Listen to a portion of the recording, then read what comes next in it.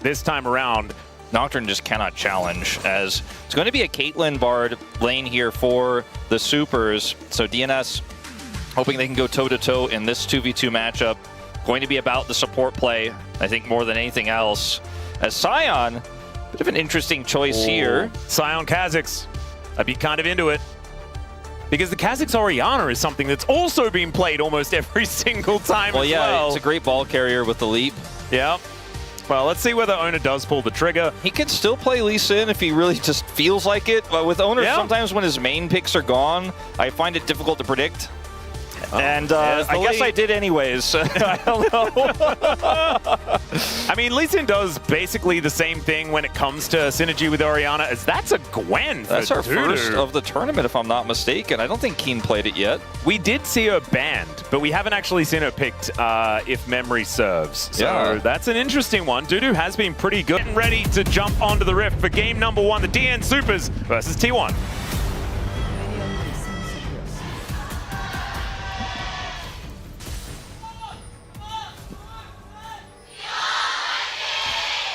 Well, turns out T1 fans are certainly plentiful here at Chichik Park today, but the DN Supers not without their volume as well. And let's see how it's going to go as we get into this laning phase. Faker throwing orbs around and Closer throwing soldiers around. We're not throwing them, but just spawning them. Yeah, spawning them. I guess Conquering Sands kind of is like he's throwing them around. I guess he kind of like throws or waves his spear around. You could consider it throwing it around to get them to be summoned. Yeah. Well, Faker is getting a little bit aggressive. He will take a lot of damage, but he gets this wave in, so it works out pretty well for him.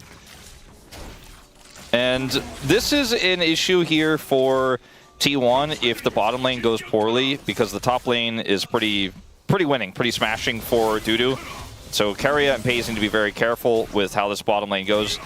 Paze went barrier, which makes a ton of sense into this draft, and so he can combat the Caitlyn directly if Keria hits a few pokes and is able to get the right binding at the right time. So this is not an unplayable lane. A lot of the time when you lane into Caitlyn, you're like, well, that's just a wash. But with this, Nico actually do have a fighting chance, as Owner's going to look for an early gank to shut this Gwen down early. And Doran already has a pretty nice HP setup here.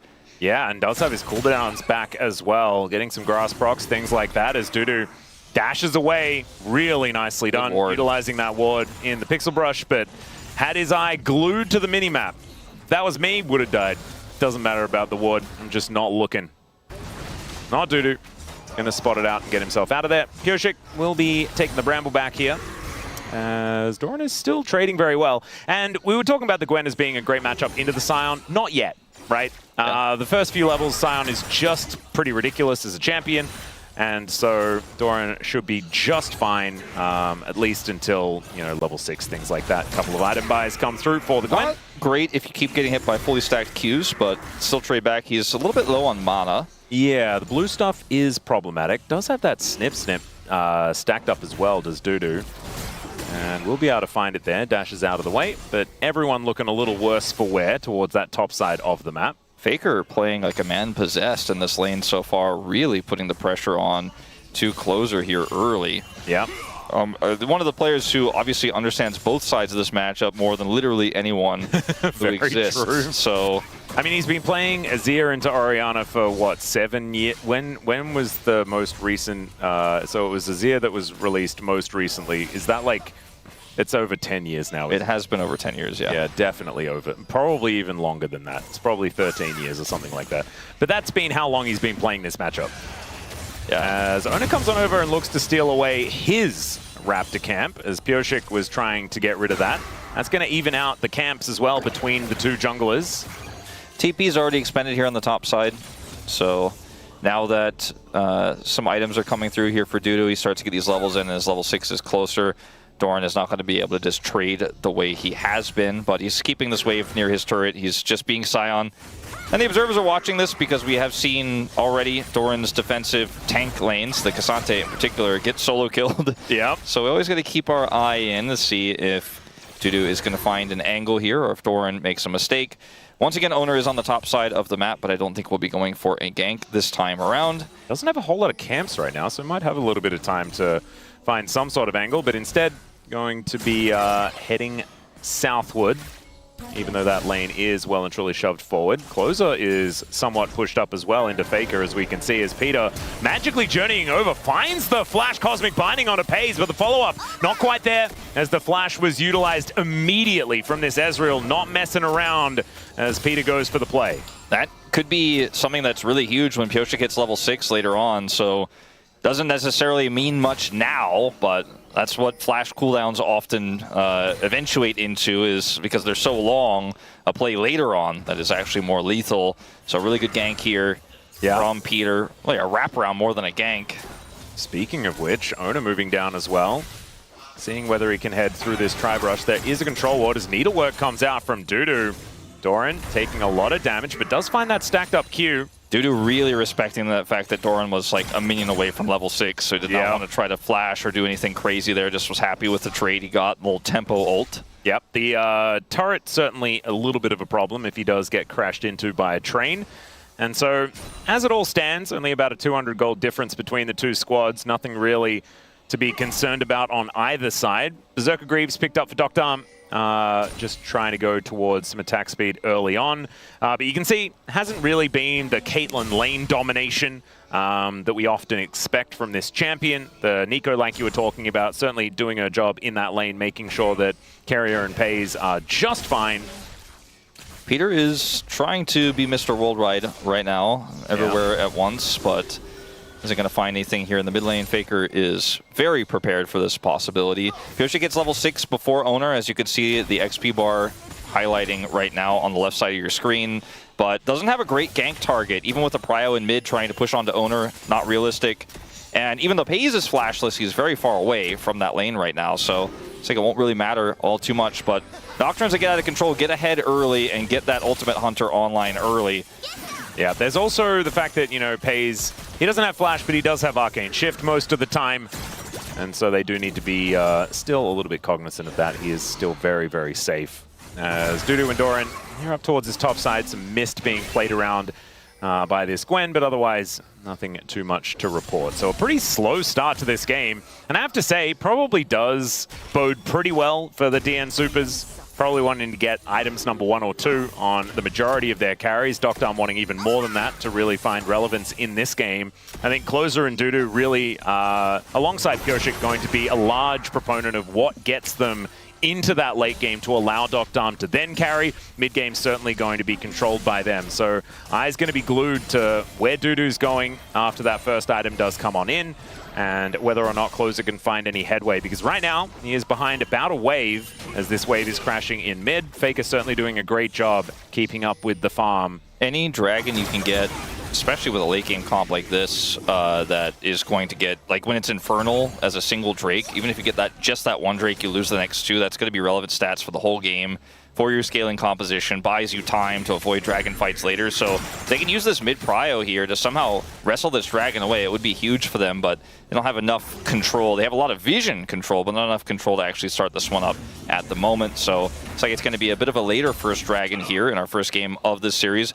A very quiet and slow early game, which has not really been all too much the style here of Pyosik and DNS, but they just have not found any ins just yet. Yeah, and also it's not really the style of the LCK after what we had yesterday, which was just pure chaos from the beginning to the end of the day. Dumb fun. Yeah, certainly was that. Just a ridiculous experience, as Doran not quite finding the roar of the Slayer there towards Dudu, and will need to go back home to recharge his mana bar.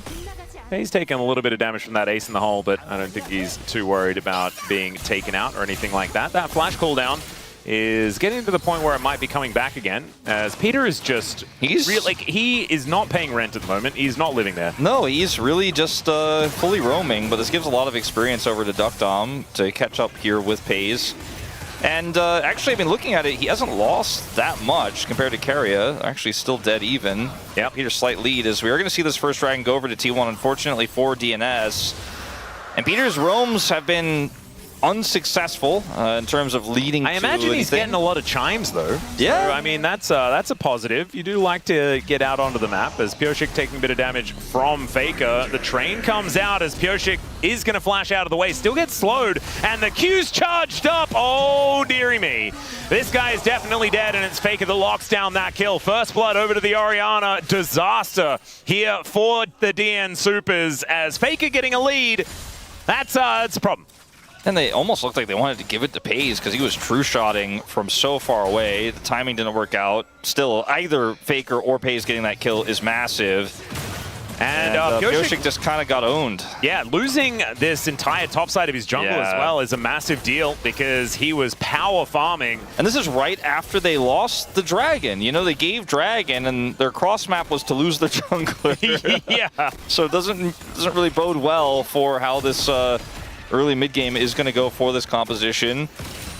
But big win there from Doran, who was able to get that charged Q over the wall, even though Pyosik was able to flash it. And that means also Nocturne is down a summoner. As Carrier taking a little bit of damage here, but it's just the plate that the DN Supers were looking for. They will be able to at least claim that. But a 700 gold lead here for T1 as that first blood allowed Faker to have that entirety of the lead to himself. Dr. is, you know, he's generating some money down here. You can see he's really the only strong gold lead for DNS because he was able to pick up that plate, the second one of this turret here. Small lead for Dudu as well, who picked up one plate with the crystalline overgrowth that was picked up from him earlier. Yep. As Pyosik here pushing super deep, Faker calls him out on it, and then he's just unfortunately unable to get away. You know, like Faker sitting on ult here, Pyosik is like, this is rough. Ult comes through here from Doran, and Pyosik can either get ulted by Faker there by going down or flash the wall and try to avoid Doran, but you know, Doran gets the Q over the wall, Faker's still there. He does not even have to use his ultimate in order to take him down. As Dudu now with some needlework, Doran just looking to try and get out of here. Doesn't have the ulti up and available, and does have to flash. Is now Pyosik in trouble. The smite is eaten by a spell shield, but he's still very, very dead as Faker once again going to take down Pyosik, and Dudu just running away from the entirety of the situation. 0-2 for Pyosik. We were talking about it before. Expectations. Yeah. So far, not necessarily working out as Dudu going aggressive, gets the flash over the top as Doran looks to move towards Ona, but he goes down. They now look to try and trade it. They will be able to do that, but a 1-for-1 is not what they were looking for. Great read by Dudu. He's like, I'm doomed no matter what. I might as well try to go for this outplay and trade a kill back. And he is successful there. Does have to expend his flash, but well worth it in that situation. Still, it's not great here for DNS right now in this early game as we start to approach the mid-game, but at least he gets something back and maintains that gold lead. Yep. I think a little bit worried for what the DN Supers are going to be able to do off the back of this first item spike out for Faker. This is so, you know, for Pyosik here, he wants to help Dudu get a kill, but there's no mid-prio. Faker is all the way up in his river, and so he's like trying to set something up top lane and then just finds himself dead. And Dudu is able to turn this around with a flash over this charged Q. He didn't even ult, like just try and get towards his top laner or something like that. Could have just ulted towards Doran perhaps, but didn't pull the trigger. Wonder whether he was afraid of, you know, being, I don't know. I feel like it have shockwave, so like would have been away. Yeah, I don't know. But I kind of agree with you. Maybe. I think he was in range, you know, even with his level 1 ultimate. It is level 1, so maybe it was just a little bit too short. That might have been the way. Still, in my head, Nocturne's ultimate is always way further than it is actually. Yeah, no, exactly. All right, once again, pressing the R button here is Dudu. Doesn't quite have his first item complete, but he's already having a great time here. Level 11, and is able to make use of that level 2 ultimate. Pyosik moving over towards Ona here as control ward vision for T1. And it was Pyosik with a decent CS lead, getting more camps as Paranoia finally comes out. Pop Blossom is going to put him up into the sky though as he's kicked back, and Ona does manage to follow. Dr. now here as the Tempered Fate comes on down, but it's just not going to really do enough as Dr. is in a whole lot of trouble. As T1 are circling like sharks right now. The wave not quite here just yet, as Dr. looks to just try and chase Ona out of here. Peacemaker comes on through and he knows that he's dead. And he's finished off by a sonic wave of all things. Yeah, well, at least Is it a good thing that the Lee Sin got the kill and not the Ezreal? I don't know, actually. In this case, probably not, because it is Owner, and he already has a pickaxe in his inventory. Yeah, it's just pick your poison, really. It's just not good on either side. What are you going to do here? I mean, this situation is Owner has full control, and we found out here that Pioshik's R button isn't broken, but he's just instantly kicked back. He used his spell shield to try to block the Pop Blossom, got hit by it anyways. And so just really not much he can do in this situation, has to just leave. Duckdown tries to barrier the Q, avoids it anyways, and then chases Owner down because he knows he's dead no matter what. Keeps the wave away, but just dies to the Sonic wave. Yeah, he was busy netting towards Owner as well as he dies to that one, and the minions, of course. But the DN Supers now staring down the barrel of a 5-1 lead as far as kills for T1. 2.8k as far as a gold lead. And with Owner on his Lee Sin, I mean, there are Lee Sins and then there's Owner's Lee Sin, right? He's very, very good at carrying these advantages towards the later stages of the game. It is a Chemtech Soul. Orcs is at work today, but, you know, might have been, I don't know, getting lunch or something like that. Maybe not paying. Yeah, just perhaps was really, you know, maybe he was at that moment in time, like trying to go back and look at the Nocturne ultimate range we were talking about this confirm, like whether he was actually in range to ult the top lane, you know, just doing some research. It is what it is, like he would say. Yeah, that's what he would say, right? You know? Yeah, he's an what it is kind of guy. So, Duckdown wanted to try to help Collapse here to maybe try to fight for Prio over this Herald, but it is just not going to happen. I think DNS are in this really unfortunate spot where at least it's Chemtech Soul, but they're down 2 dragons, they're down 3,000 gold, and the scaling argument just really doesn't feel like it's going to hold water in this game anymore. Well, Pioshik just looking for a bit of an angle here, but it's more of a protection rather than an actual aggressive move. Dudu at least knows that he doesn't have any attention here towards the bottom side, but Doran has been holding his own just fine in this lane. And the gold lead's really starting to erupt for T1 around the map. And this is just, it's feeling like another day in the office. Yeah, T1. This game just doesn't have any tempo vibes for DNS, right? Nope. Like you just don't feel like there's any chance, there's any magic that's going to happen tonight, sadly, as maybe it happens here. Yep, there's the paranoia to come on through. Pioshik already down to half health, though, as we can see. That is a decent Cosmic Binding, as the Tempered Fate is weird, to say the least. Now the ulti comes through from Doran. There's some miss down, so the Gwen is indeed immune. And Dudu will be okay, but for a bit of an angle here. Does find some needlework now as Doran could be in trouble. Snip comes on through, and does he have another charge? The answer is he doesn't need one. He's going to flash forward, picks up the solo bolo, and I don't know whether it's going to be enough to actually turn this game around, but it's a good look for Dudu. I mean, if they're occupied on this Herald, maybe he can get a turret here, possibly first turret of the game. I think you probably just risk it. He has TP.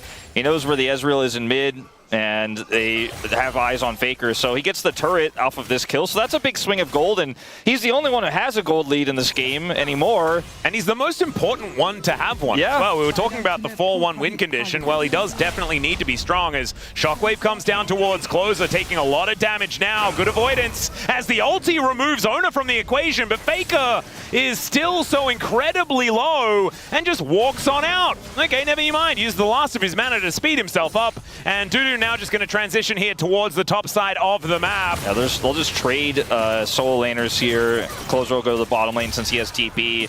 I thought for sure Closer was just going to greed for the flash to try to catch Faker there in the bush, knowing Faker didn't have flash, but he does not commit. It was actually a really cute play. So he goes in with the charged Q because he knows he can get his Q off first before Doran will reactivate. Gets the ult off here. Doesn't have his ult anymore, but has his Q, just enough mana to use it, and then runs away. Yep, beautifully done. And that is a massive swing. I mean, T1 were moving towards a 4,000 gold lead. It is now being cut in half by the DN Supers. And it's a 1.2 thousand gold advantage for the Gwen. Yeah. And it's a Gwen that is going to be a big threat moving into sides, right? They have 3 grubs, so that's part of why he was able to take that turret out so quickly post the kill onto Doran in the first place. And then when he traded spots here with Closer, who went to the bottom lane, actually didn't use his teleport, so he still has that. He went straight for that crystalline overgrowth, and now he's putting work into this top turret. So he might actually have 2 turrets to his name here before you know it.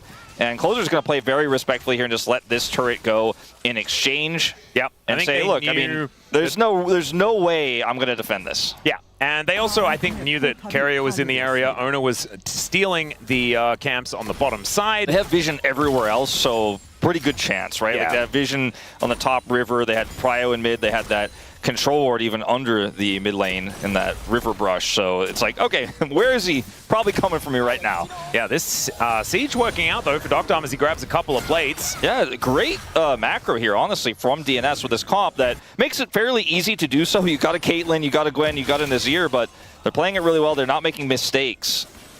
Well, now T1 looking to try and lock down Soul Point. This dragon is up and available. Owner in the area. Does have the Herald as well. If there is actually going to be a fight for this, they can use that to do some tricky things as Peter in a little bit of an awkward spot, but is able to move his way out. True Shot Barrage going to soften him up once again. My issue with DNS playing for this is they don't have closer in the side lane with TP. He's actually just straight up here, so there's no side lane pressure while they try to slow this down. See if they can secure the smite. I mean, that would make it worth it. Yeah, let's see whether Owner comes over and looks for this. He is certainly going to do so as Pyosik can use the ulti to reposition, but the pop blossom onto 3. Pyosik gets into the backline, but Carrier has already created so much of a problem. He does go down as they now look for the angle. A double kill for Closer just before he goes down as Peter just barely staying alive. Pays in a lot of trouble, but Doctom as well contending with Doran as Dudu looking to cut him up. It's a double kill for the Lee Sin, and they manage to take the Drake, and Owner is able to take down he can the stop the Caitlyn retreat as well. It's, oh my goodness.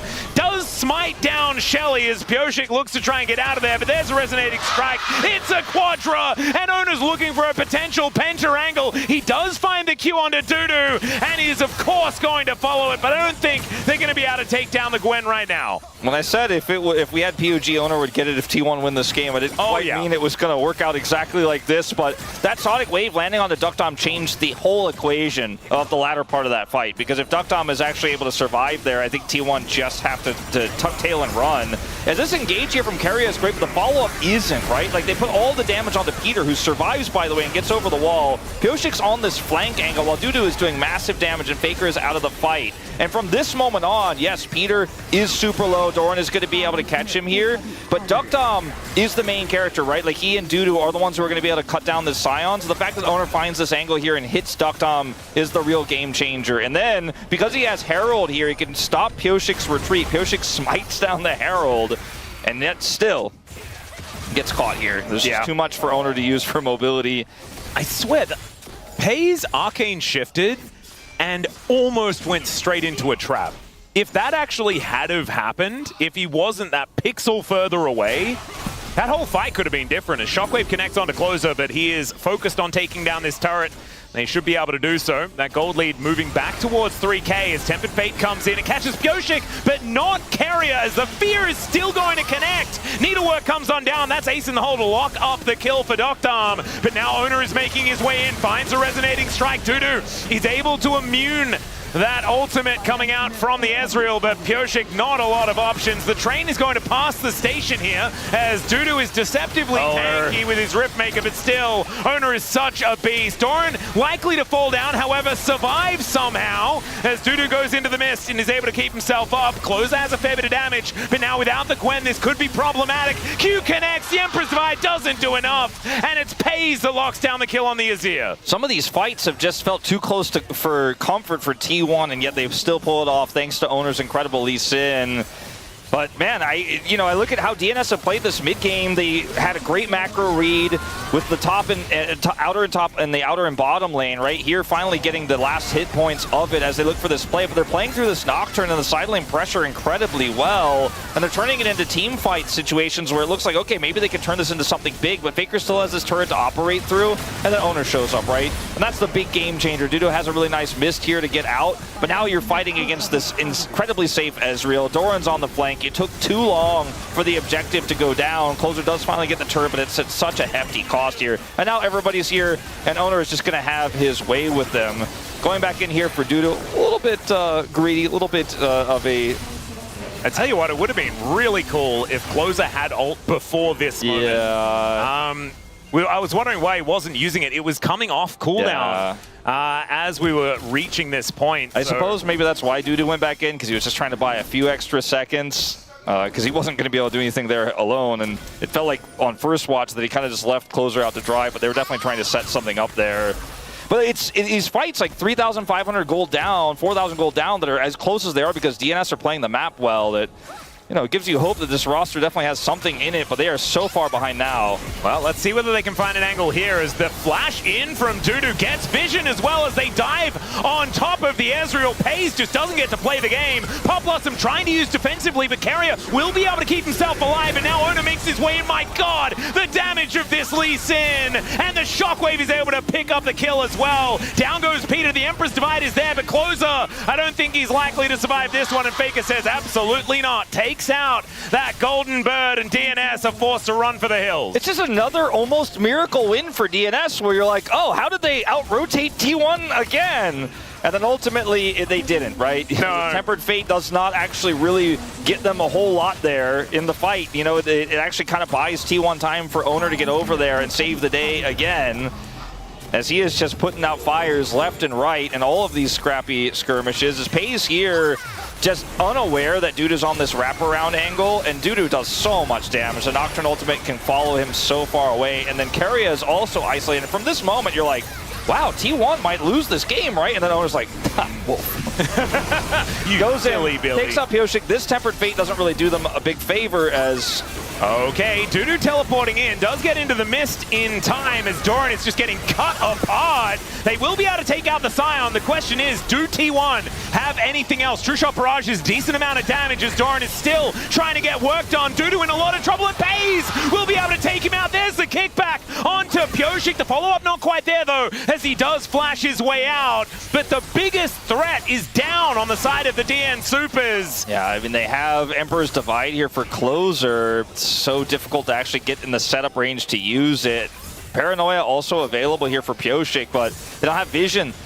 So they have to kind of slowly leapfrog their way towards this dragon, but I think it's just going to be too late. Oh, Closer takes a huge chunk. Oh, Pioshik. They don't have another Scryers. Yeah. So, well, a little bit of a shame. It's just, how many times in a row is it now? Like 4, where you watch the Supers and you go, this is a great play. Actually, there's kind of a bit of an angle here as Doran, unfortunately, does not catch Dudu with his charge Q, so doesn't have his Q. He eats a ton of damage. They're kiting back into the choke point here. And then Pays is able to weave in so much damage. His ultimate comes through. And Owner also, he hasn't shown up just yet, right? Look at this Shockwave. Dudu gets finished off by Pays here with a really sick shift there up to make sure he can land that angle. And then the DNS Supers the DN Supers don't have any angle after that. And if that was Docdom that was tagged, like, Pioshik and Docdom was sharing pixels.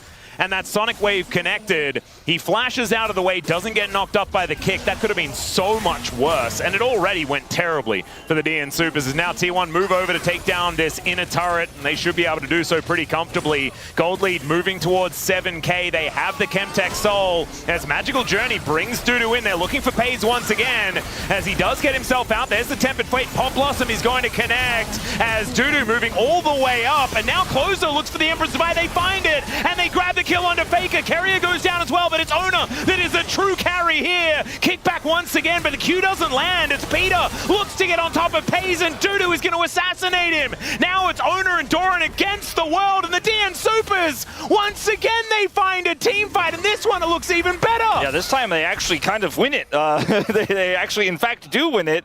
You know, Owner was still alive, so I kind of had to, I was like, walk a tightrope on my words on this one, because when he's alive, he has turned quite a few of those, but there's just no damage anymore after Faker and Pays are dead. So watch this again. Pays has been pretty greedy with his positioning. He's given DNS so many ins here. The Tempered Fate allows them to try to make an outplay here. Carrier is buying space, and now Pays is safe, right? But Closer gets over the wall, gets Faker, as Doran is dying in live, or nearly dying. Yeah, someone was dying as they look for the angle, the flank opportunity, but the kickback comes through to disengage. Peter is tagged by the Sonic Wave. Resonating Strike comes on through as now Dudu is fighting against Owner, and Owner likes those odds. Able to take the double kill as he takes matters into his own hands. A triple for the Lee Sin.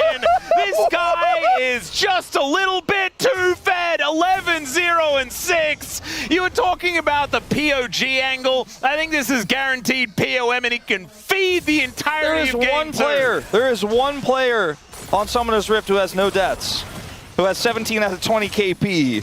who was on 3.5 items, and it is the jungler. Yeah, I actually think maybe we could petition DNS, like, we don't need to play game 2. Let's just give POM to owner and move on. But instead, we want as much League of Legends as possible. But what an incredible performance from this guy. Is Doran going to be able to soften up these Nexus turrets straight into the queue? Beautiful shockwave from Faker as the Pop Blossom going to pick them up, put them down.